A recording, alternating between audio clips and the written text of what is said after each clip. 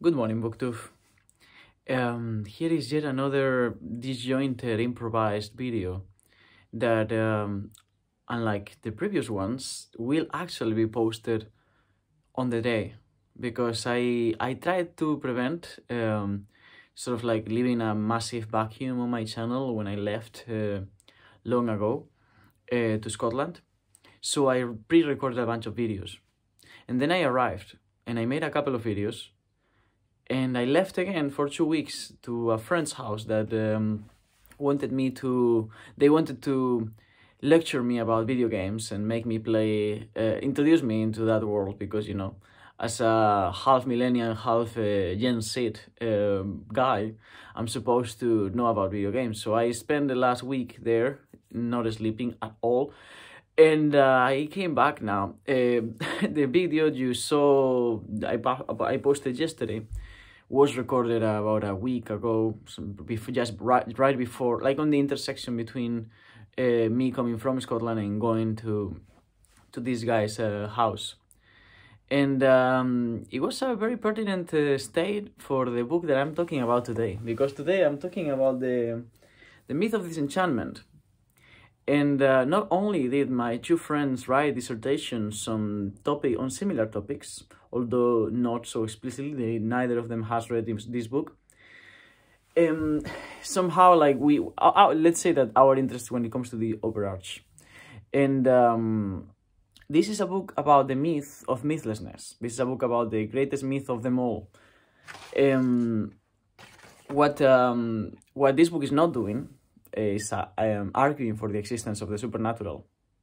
But what this book is doing is considering the possibility that not everything, that not the whole of the natural world cannot necessarily be explained through only one methodology, namely the scientific method, and also just exposing a myth, one more form of superstition, which is a myth that has started at some point in modernity.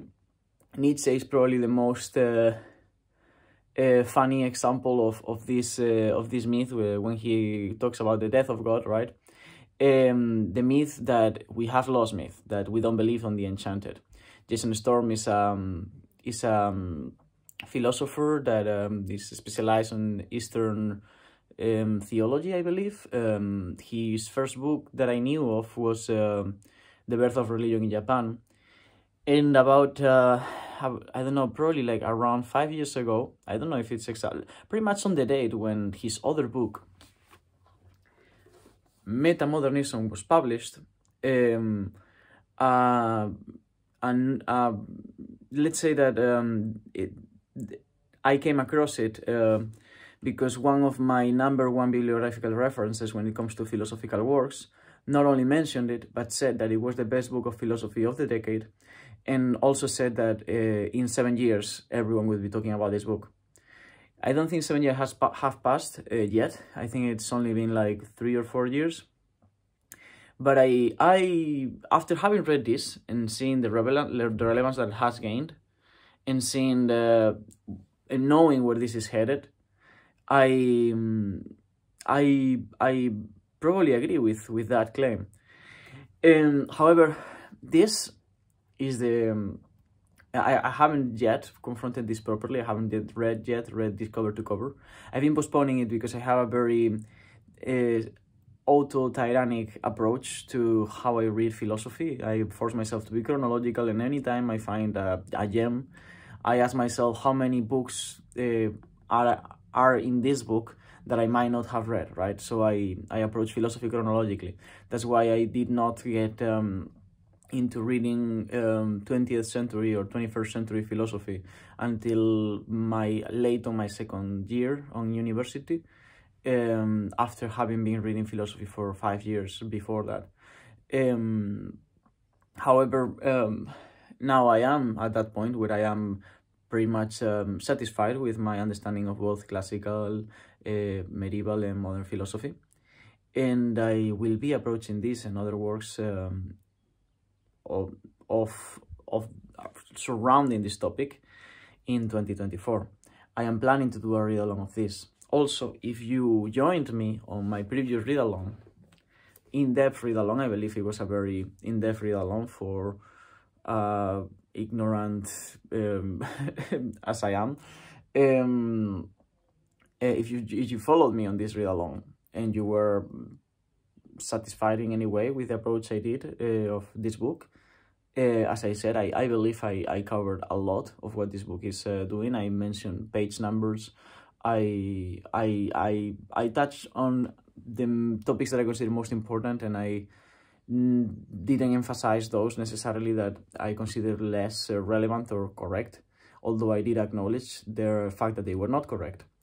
Well, if you did follow me on this book is not only directly answering to this book, but it's in constant interaction.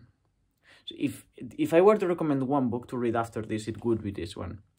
And since I am at some point in 2024, probably in spring, in late spring, beginning of summer, gonna do a read along of this, it will also be a great introduction to this one. This is just like the Dialectic of Enlightenment. This is probably not gonna be the ideal book to introduce you to philosophy. This is just what I'm interested on. I intend to make no business out of my YouTube channel, as you probably have guessed by now, which means that I am not talking about books that probably you would be interested on. I'm not gonna be doing a real long of the Nicomachean Ethics or the Antichrist or the Critique of Pure Reason anytime soon. I'm not interested in helping undergraduate students who don't read to write their essays. So I'm sorry if this is completely out of reach, or is something that just you are not interested on, because as I also do wrongly, because I don't think it's a correct way to approach things. You like to follow things chronologically, and you haven't yet read about modernity, so you are not going to be reading about metamodernism, whatever that means. Then yeah, I'm sorry, it's just what I'm interested on. But going back into this, I just wanted to say a couple of things. I haven't finished the book. I'm pretty much I'm way beyond here. I'm somewhere there, like about a third of the book. But I keep going back to the introduction because it really Jason Storm is very clear. Is refreshingly clear for a theology scholar, for a philosopher, for someone who's doing academic philosophy at the end. This book is completely, although the subject is touched on rigorously, and it covers, the scope that it covers is massive for someone who's not familiar with it. The way he explains everything and the language he uses, his whole linguistical apparatus is completely accessible. I very rarely come across living philosophers that write in a manner that is actually feels like they want me to understand what they are saying, but he's one of them. And the things that he's talking about are not only at the very relevant today, but also incredibly interesting, and they have been relevant for a long time as well, because again, we are talking about probably the one myth that has affected the history of philosophy of the last 2 centuries more than any other: the belief that we don't have supernatural beliefs. He tackles it sociologically, theologically, historically, and of course philosophically, as everything that involves reflection is in one way or another philosophical. He provides data of the UK and the US, cases of different ways in which people is superstitious, different beliefs in ghosts and things of that kind. He questions positivism and scientificism, again, always in constant interaction with this book. And all of this is not in order to propose to bring forward some sort of new religion that will answer that will fill the vacuum of our mythlessness or anything like that.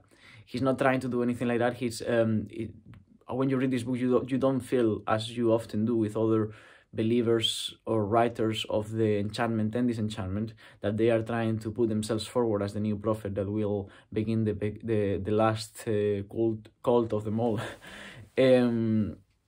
This is very much I mean, of course, it's not impartial. Jason Storm has his own background with different non-scientific disciplines, but he's not only not advocating for any of them.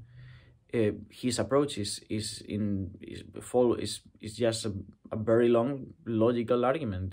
There's no advocation for anything. He's just exploring all of these topics, presenting facts about the historical implications of our belief in magic and the consequent belief on the loss of that magic and magical beliefs.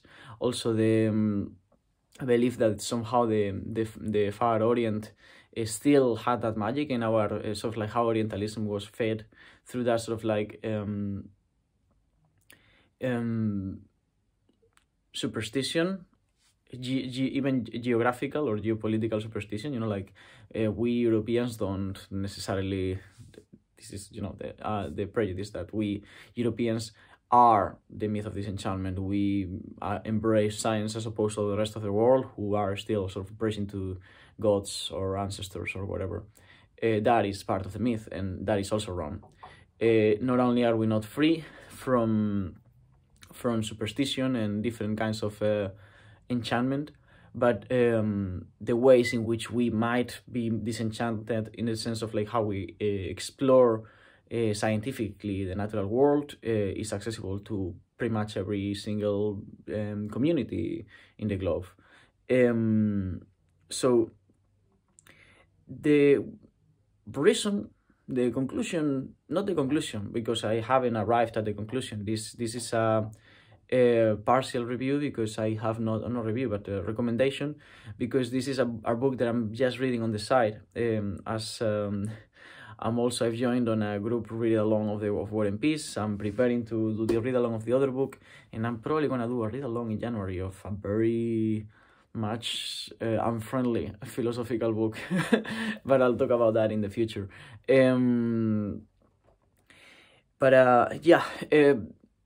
What this calls for is epistemological humility, which I think is something lacking, especially among those who portray themselves as more scientific or more atheist than anyone, and that more often than not are themselves mythologizing their own discipline, that which they consider to be the exception of that mythologizing.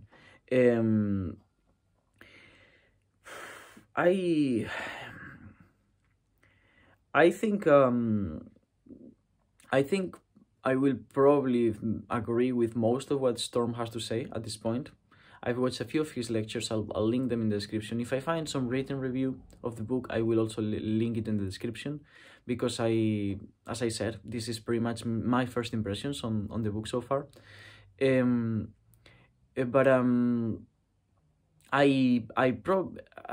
mean, like, at the end of the day, he's still writing academically, and he's being very careful on not falling into stereotypes, both himself or he himself becoming a stereotype of this sort of like more mystical feminist writers, especially, that kind of like talk about the re-enchantment of the world. He doesn't do anything like that. He's fully open, and as I said, is not calling for a debacle or confrontation of either science or the mystical world. He's just observing all of these things. I think this book will be much more conflictive, much more challenging than this one, because I know that this book at some point had a different title. The title of this book at some point was Absolute Disruption.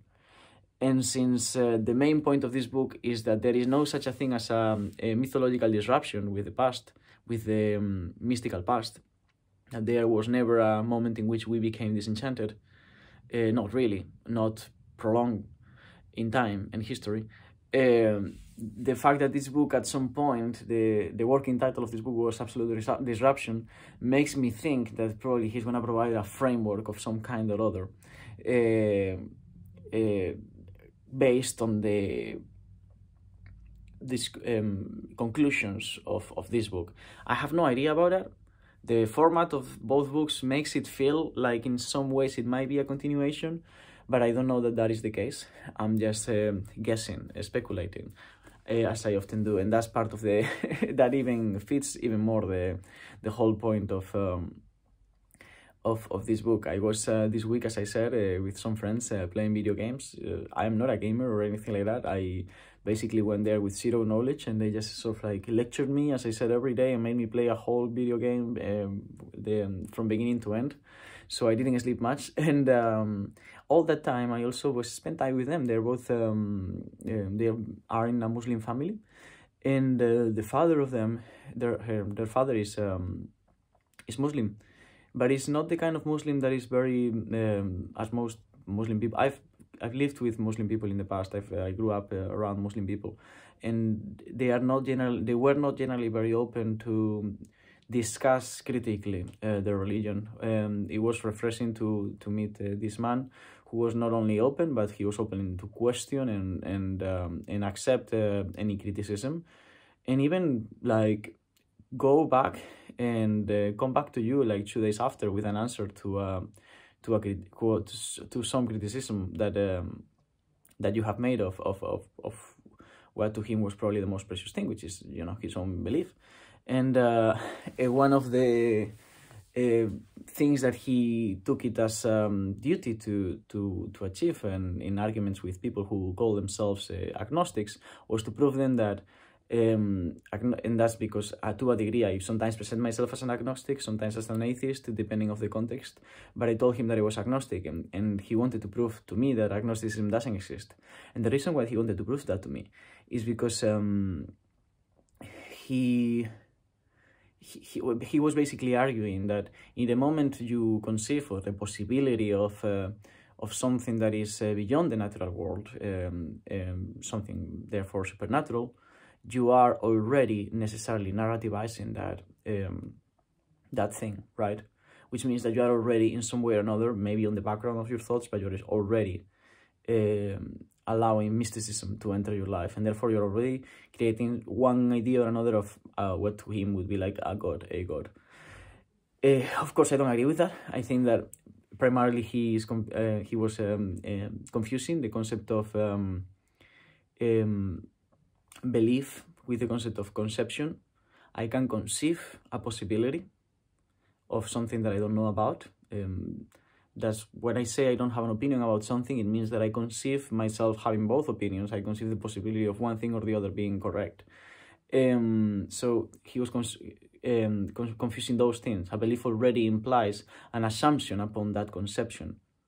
I can conceive many things that, so long as they are not proven to me, are still just conceptions, possibilities on the air, not necessarily active beliefs. But I had another counter argument to that, but it doesn't matter. What I wanted to get at is the thing that he, I think, was correct about, and that this book is also sort of like working upon, which is like we necessarily narrativize the world, and there's many ways of narrativizing reality. Science is one of them, the most useful one, precisely because it's based on instrumental reason. All of the things that extend beyond the narrative of what science can explain, and not necessarily because they're beyond the natural world. And that's the other thing I wanted to say as well. He was assuming that the fact that I believe that something cannot be explained through science meant that I believed in something supernatural. That is not the case. I believe that everything is natural. The thing is that the complexity of the natural world is can in some cases be so beyond us that it might as well be supernatural. We would not be able to tell the difference. The science of today would have been magic to people 700 years ago, and I believe that the science in 700 years will probably, if we still exist as a species, which I doubt, also feel like magic to us, not today. But as much as we might develop as a species, I don't believe that we will ever cross the point of no return in which we would be able to explain and understand everything in the natural world, which means that narrativizing that which cannot be explained to us still makes sense, and it's something that we can not only not escape, but it's pretty much in our nature. And I think that there is where the epistemological community comes, because if people is narrativizing without evidence or without a scientific grounding about something that science hasn't yet tackled, what they are doing is, in some ways, being on the epistemological vanguardists, in the sense of many of the scientific things that have been explored, they were explored, but they first arised as mythological concerns. We had mythological explanations for everything that we can today explain scientifically. And we today probably have mythological beliefs and concerns about things that will eventually be explained scientifically, but there will be others that we might not ever be able to explain. Not only that, but there is many, and this is another thing that this book touches on, there is many aspects, many facets of our capacity to cognize the world, of our consciousness, that goes beyond the one sort of like narrow pathway of the scientific method. There's many ways to narrativize, once again. So if I had to give a reason to read this book, apart from the complete demolition of the myth of disenchantment and the usefulness as a companion to the dialectic of enlightenment, it would also be the enhanced epistemological humanity, epistemological as the side of philosophy that has to do with knowledge. Yeah, the gain of an enhanced epistemological humanity, which I think, again, is something lacking, and something that hopefully, if we are moving forward at some point, we'll all gain. So yeah, that's it. That's the myth of disenchantment. I highly recommend this already. I have a lot of trust on Storm's capacity to develop all these topics in a not only sound manner, but even clear and enjoyable to a degree. If you are interested in these topics, I have read quite a few works on this topic. I haven't read a very important one, which is, I think, called The Decline of Magic. I have it on my ebook, so I will at some point read it on 2024. I don't know when, because I have my reading list is endless at the moment, way more than I expected, as always. But in this case, I'm actually planning to still get to everything, which means that I will probably have to keep renouncing to my much needed sleeping time. So yeah, that's all. This is the myth of disenchantment. I highly recommend it. Definitely read it if you have read or are intending to read this. I will leave a link to the very first video of or to the playlist of videos about the dialectic of enlightenment read-along that I did.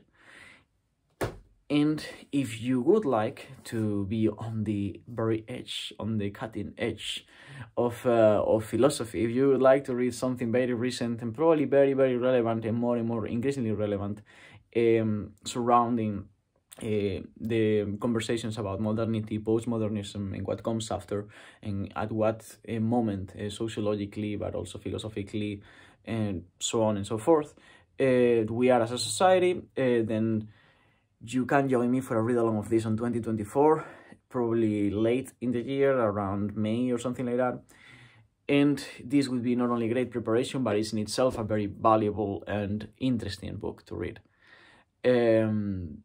I'm also, I should not say this here because I'll make a video specific about my projects for 2024, but I'm also hoping that by reading this book and making the read-along, I will understand the book enough for me to perhaps contact Jason Storm and interview him and maybe touch on certain topics about the book and give him some yeah, that would be cool. I'm thinking, wondering, dreaming, daydreaming about perhaps starting to interview, have dialogues with people. I don't know if interview sounds like an interrogatory, but like just chat with writers and readers about books If it's writers, of course, the books they have written is ideal. If it's readers, perhaps the books that are their favorite books.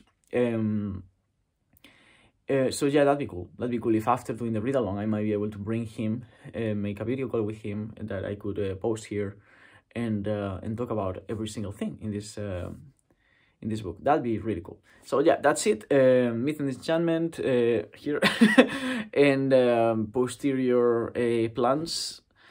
Have a nice day. I am back. I will not be as frequent as I have recently been. I feel like I've been posting a video a day, which is crazy. You can expect a video a week, but no more than that.